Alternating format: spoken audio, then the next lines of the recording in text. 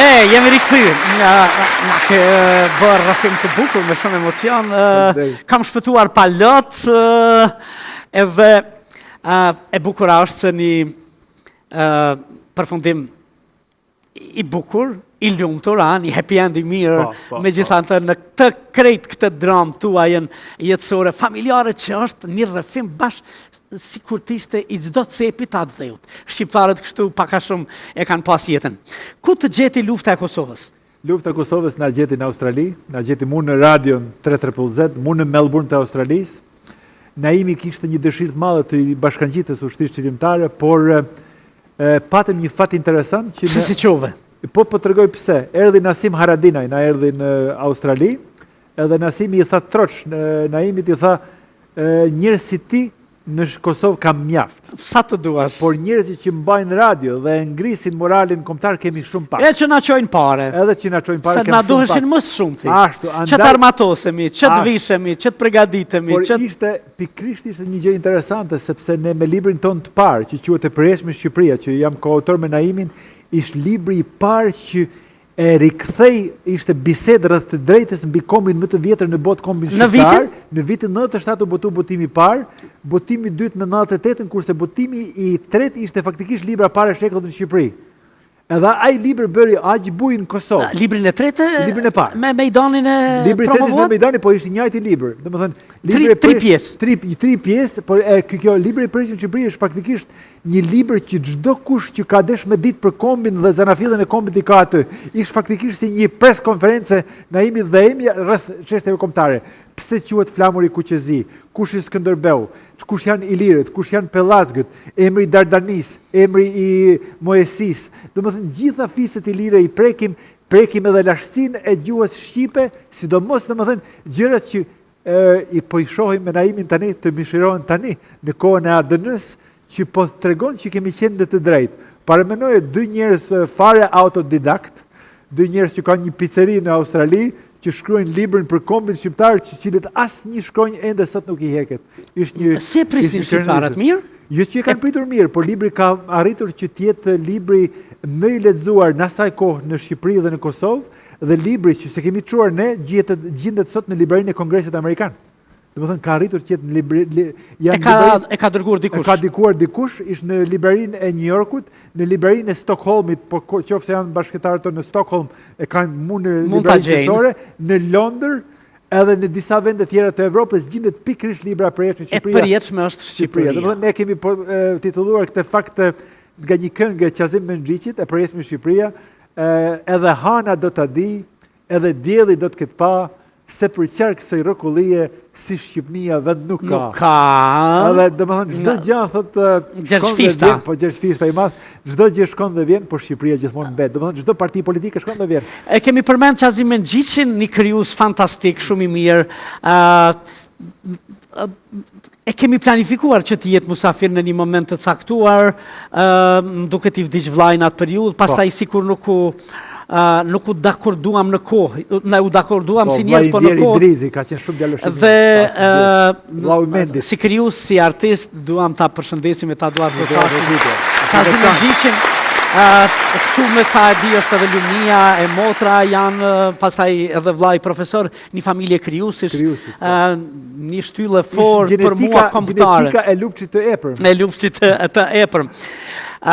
Lufta ju gjeti në Melbourne dhe ju për kujdeset pafundësisht për mira shqiptar që përfunduan si... Ishte një mirësi e madhe që ne ishim pjesë e komunitetit shqiptar australian dhe bashkë me Jasharin dhe disa bashkëdhëtar tjetër me Naimin u bën. Kur themi Jasharin është Jashar Fazliu, është familja e Bahri dhe Fahri Fazliut, edhe Fadilit që për fat keq e kemi në Hag. Tani një familje që tëri jetën thoshte gjyshi më rëbir, se ma i men, ato familje që kanë luftuar për atë 300 vjet loz, e vazhdojnë të njëjtën gjë.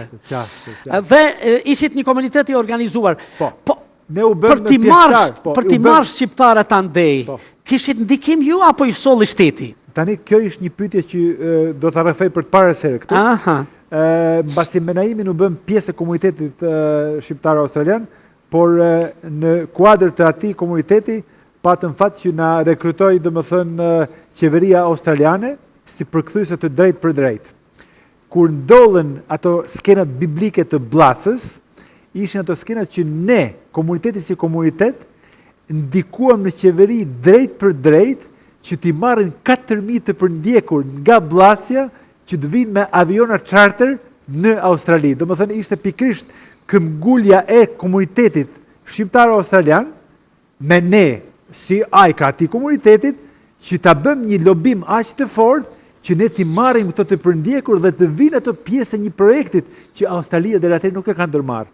Janë dhënë në viza speciale, të cilat janë dhënë për të përndjekurit nga Kosova. Janë marrë dhe paguar charterat e avionave të aviacionit australian Qantas, që të mirën këto njerëz në Australi dhe të vuan në kampe, domethënë speciale vetëm për to, derisa të lirohet Kosova, apo derisa të mundet domethënë të rikthehen në Kosovë. Edhe mund të them me një dashamirësi të madhe se kemi qenë pjesë e 4.000 vetëve dhe ne u bëmë një Kosovë e vogël atje, edhe filluam që të kemi shoqëri me njerëzit, duhet t'i përmendi njerëzit që ende sot kontakt në Kosovë, siç ishte Shefqet Bytyçi nga Pokleku i Ri, siç ishte Hasan Mehmetin nga Malisheva, janë emra që janë ende sot shokët e jonë dhe shmiqtë e mi të dashur, por që nuk e harroj atë moment. Avni Jupolli, janë domethënë pjesë që kemi kaluar domethënë disa momente kritike, por jemi aq mirënjohës që kemi qenë aty që t'i ndihmojmë. Atë ka ndodhur dikush nga të dëbuarit që ishin në momentet më të vështira të jetës së tyre në atë kohë, t'ju këtë thënë ndonjë fjali që apo t'ju ke drejtuar me diçka që ju e mbani akoma mend, si diçka shumë të veçantë. Po, e mbaj mend të veçantë një plak me musteqe të bardha, të zbardhura, plak i rënuar fare. Kishte emrin Bajram Bajrami nga Reçaku. Tash kërkoj ndjes për auditorin, nuk dia i gjallë, po edhe atë ka qenë moshë të thyme, edhe i tha Sami, tha, të lutem ma mundëso, tha, ditën që dalë në Hag, tha, të rafej, tha, qysh ka ndodhur, tha, masakra e Reçakut që ishte edhe përvjetori këto ditë të fundit të janarit, edhe ajo më kalon një mbres të madhe, sepse kam parë njerëz të cilët edhe pse kanë parë shtëpiat e djegura, kanë parë familjar të vrarë, kanë qenë aq tepër optimist ndaj ardhmërisë të Kosovës, që ja Kosovë e pas luftës të rindërtohet dhe të jetësohet si ishtë sot. Kjo është diçka e madhe për mua. Pastaj ju edhe i keni përcjell. Ne edhe i kemi përcjell. Kthyer në atë dhe. Po jo vetëm i kemi përcjell, po kemi këmbulur të përcjellim, sepse e dishim. Shiko, unë ishe vetëm gati 20 vite në Australi. Unë e dishe që po krijohet edhe një komunitet tjetër, ne do humbim, domethënë, mërgimi shumë plagë e rëndë naim. A kishte më shumë kërkesa për të qëndruar apo për të kthyer? Për të kthyer. Çuditërisht për të kthyer, edhe se kjo ka ndodhur gjithë botën, interesante. Për të kthyer edhe ta them me një dashamirësi të madhe që çdo kush që ishte kthyer në atë kohë ka pas sukses. Suksesin e ka pas të arritur, janë kthyer në vatet e tyre, kanë filluar biznesit, janë bërë domethënë të suksesshëm. Atë duhet të them. Domethënë nuk kanë pas nevojën e Australisë. Keni shkruar, të mos thëmë ke shkruar, me që dy i keni shkruar me vllajin, 3 libra, apo më shumë? 3 libra, domethënë me vllajin kemi shkruar 2 libra, ishte Preismi Shqipëria dhe Koha Shegës. Ndërsa libri i tretë prej Dulqino në Dinosh, ishte libri i parë im autorial, që shpresoj që edhe lexuesit do ta kenë shumë shpejt në libraritë në Kosovë. Ishte një libër që doja rekomendoj çdo kujt dhe doja shtrëngoj dorën gjithkujt, po e merr vetëm nga një shkak, sepse libri ballafaqon për të parë seri historinë e panjohur të dorëzimit të Ulqinit, Malit Zi, dhe për njerëzit që dojnë të dinë fiset e malësisë, sidomos përbërjen gjenealogjike të tyre, do e gjejnë për të parë seri dhe sidomos edhe përbërjen e ADN-s të shqiptarëve nga Kosova. Domethënë gjenetikën ilire dhe gjenetikën e domethënë gjenit ton V13 dhe pse dhe ku dominon në Kosovë, janë gjithë brenda në libër. Në libër po ashtu ka dhe rrëfimin tim i për nënën Naxhie në fund, por sidomos unë sepse ka një kaptin të veçantë. Pikërisht doja të dilja këtu tek ajo dorëzimi dhe presioni shumë i madh pas Kongresit të Berlinit që të dorëzohet Ulqini, dhe është nga qytetet që pavarësisht të rezistencës të madhe të lidhjes Prizrenit dhe pastaj edhe sepse luftoi gjithë Kosova, gjithë Shqipëria, luftuan gjithë territoret shqiptare, Plava dhe Gusia, edhe kurse presioni ju ndërtue jo vetëm nga Rusia, Serbia, Malizia, kështu, ulqinit direkt, edhe vetë perandoria osmane që nuk ishte nëjë disponim të dorëzoj, por e dorëzoj, se presioni ishte shumë i madh edhe i anglezëve dhe i gjermanëve. Interesante, ha? Kjo janë dy pyetje, domethënë qasje kryesore. Ishte hera parë kur mblidhet lidhja Prizrenit me 1878, kur ndahen tokat shqiptare me Kongresin e Berlinit, Kongresin famkeq të Berlinit. Në atë moment ndodh një gjë interesante. Mali Zi, domethënë, e kishte ulqinin me konferencën e Shën Stefanit, kurse me konferencën e Berlinit, Mali Zi ju rrëmbehet ulqini dhe i rikthehet perandorisë osmane. Perandoria osmane e pjesëve tona, të vilajeteve tona u quajte Shqipëria Osmane. Duhet ta dimë që në ato harta po bëjnë kërkesë dietarët e ri, duhen ta gjejnë në Shqipërinë Osmane. Duhet ta dimë se ne si shtet jemi krijuar me 12, domethënë deri atëherë ishte Shqipëria Osmane. Që mendimi ishte me tërheqjen e osmanëve nga territori shqiptar që do bëhet një shtet unik shqiptar, që faktikisht nuk ndodhi. Po çka ndodh? Me dështimin e mbrojtjes të ulqinit, ndodh që ideja e shqiptarizmës që do të na mbroj Baba Dovleti dhe perandoria osmane bjen, sepse në atë moment ish faktikisht perandoria osmane që ja dorëzon ulqinin Malit Zi. E kishte humb luftën ruso-turke. Ruso-turke, ai ishte shkaku kryesor dhe ja dorëzon mu tek një moment interesant kur fuqitë e mëdha të kohës mblidhen tek ujërat e ulqinit dhe bëhet flota e parë ndërkombëtare kundër ulqinit, domethënë dhe perandorisë osmane.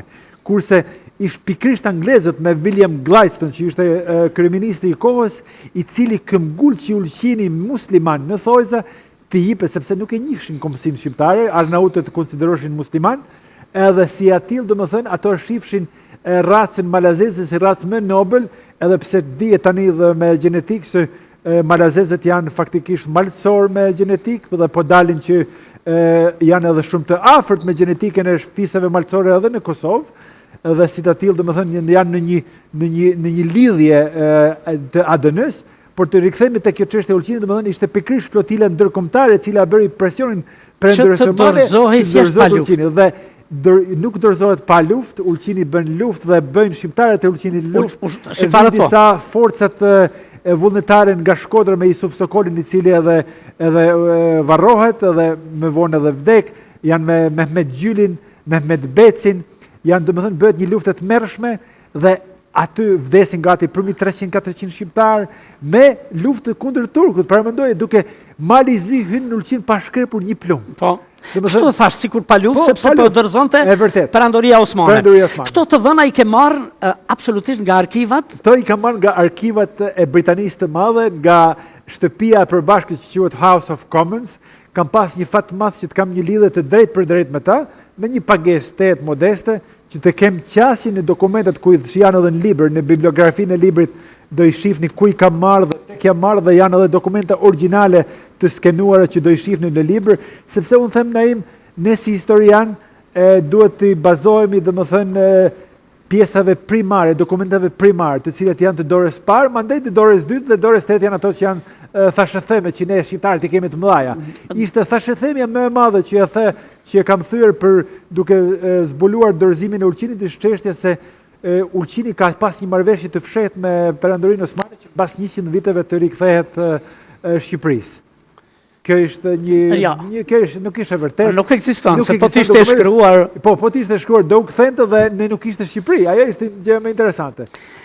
Na kthyni farborçi edhe anglezët edhe gjermanët dhe të gjithë në vitin 1999. Edhe këtë edhe përmendi, unë e përmendi mu në hyrje të dorëzimit të ulqinit në libër, them që ish pikrisht atë çka bëri Gladstone për Malezi, bëri Tony Blair për ne për Kosovën më pas. Zëri një kryeministri anglez më dëgjohet, edhe andaj edhe i falenderoj gjithmonë Anglinë për çdo gjë që na bën për ne, ndoshta një duratërkite për anglezët. Amerikanët edhe perëndimin, aty ku jemi, ku kemi venin, edhe kemi shumë hise në civilizimin e tyre, pa çka që na kanë marrë, kanë shkruar goxha për veti. Them edhe diçka. Ne jemi zemra, domethënë, e Evropës. Gjitha dokumentat më të vjetër dhe zanafilla njeriu të parë në Evropë gjendet në viset tona. Domethënë, tani po zbulohen gjërat e neolitit tek ne që janë të pamenduara se ishin faktikisht i ka bërë dëra njeriu, që i ka bërë dëra e një njeriu të hershëm që ka jetuar mundëtore dradane të çështjeve antike. Domethënë, që nga aktiviteti antiktiviteti. Dhe deri sot, gjenetika shqiptare ka mbjetuar në format të ndryshme, por ka mbjetuar me sot me emrin shqiptar. Je baba i 2 vajzave. Po. 2 vajzave, Valona ishte tani 31 vjeçare, kurse Ardita ishte 30, edhe gjyshi një djaloshi 3 vjeçar, Eden e ka emrin. Jam të krenar, nuk kam qef të them gjysh, por tani çka të bëj, domethënë kam pasur fëmijë të ri, kurse jam edhe i martuar me... Tani je burri i kësaj zonjës nga Malësia, Dina Nusreta ishte tani bashortja ime, që kemi 4 vjetë që jam rimartuar, edhe që të them një borxh libra prej Dulqi Nundinoshi pikërisht shtytja e saj, që ta bëj një libër, sepse thot te Sami je shkrimtar, thot nuk ka thot kuptim që të jetosh thot në Ulqinë mos ta bësh një libër. Por mbasi më shtyti ta bëj librin për Ulqinin, thamë unë nuk ka se si mos t'i përmendi edhe Malcin, edhe unë mbaroj librin domethënë me historinë e fiseve kryesore malcore, filloi me Grudën, mbasi Nusreta ishte e fisis Gjokaj të Grudës. Ato janë domethënë Gruda ishte një fis i madh malcor bashkë me Hotin, atë përmendi edhe fisin e Kelmendit, fisin e Shkrelëve, ka domethënë aq të dhëna interesante që lexuesi do të ballafaqohet herën e parë për disa dhëna që ndoshta i kanë ditur, por tani do i kenë libër, sidomos do të jetë edhe historitë interesante e Ulqinit kur ka qenë në Venedikun, që atëherë njihte si Arbëria Venedike apo Albania Veneto. Këto i kam marrur të dhëna se më pyete ku i kam marrë nga arkivat, përveç arkiveve të Anglisë, kam pasur qasje në arkivin e Dubrovnikut apo Raguzës, në arkivin e Kotorit dhe në arkivin di Stato di Venezia, që është arkiva kryesore e Venedikut sot. Edhe aty kam pasur qasje se kam shku në mënyrë drejt për drejt, basi vajza e Nusretës Jasmina punon për organizatën shëndetësore botërore në Venedik, ishte Jasmina Çunmulaj, edhe thaq unë po shkoj në Venedik, basi ta vizitoj vajzën me Nusretën, por pata fat që të bëj edhe kërkimet duke qëndruar në Venedik tek arkiva e shtetit Venedikas, edhe aty u mahnita me volumin e dokumentave për Ulqinin. Për Ulqinin, sigurisht edhe për shqiptarët. Mendoj se kemi folë gjëra të bukura dhe goxha, dhe duke të falenderuar nga zemra për prezencën tënde, duke të falenderuar për librin, si një volum që në këtë mozaikun e njohjes e historisë shqiptare sigurisht e jep edhe kontributin e vet, dhe do të doja vetëm një pyetje në cilën do të më përgjigjesh shumë shkurt, nëse sot do të kishe përballë Bab Flamurin edhe Nën Naxhien, çfarë do t'i thoshe? S'do i thosha asgjë, do ishte një heshtje, por do i shtrëngoja shumë fort.